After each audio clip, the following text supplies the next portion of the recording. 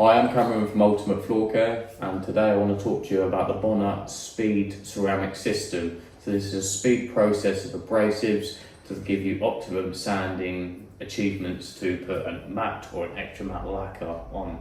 So this range is to use specifically with the Bona Flexi Sander and to use with their matte lacquers. So anything silk matte, you will not be able to get optimum sanding efficiency with this system. So it's only for matte lacquers. So let's start off. First of all, we want to go for our platinum ceramic 50 grit from the Bona range for removing the top coat and going down to bare wood. Then when we've finished that pass, we want to move on to our intermediate sanding, which is going to remove the scratches from the platinum abrasive. And for that, we want to use the 80 grit green ceramics. Again, for the flexi sander, it's going to remove the 50 grit scratches.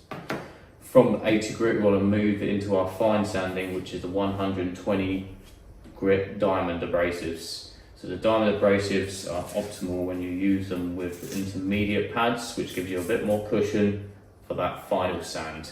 So the speed system from Bona for using with matte and extra matte lacquers are 50 grit platinum, 80 grit green ceramic, and then 120 grit diamonds.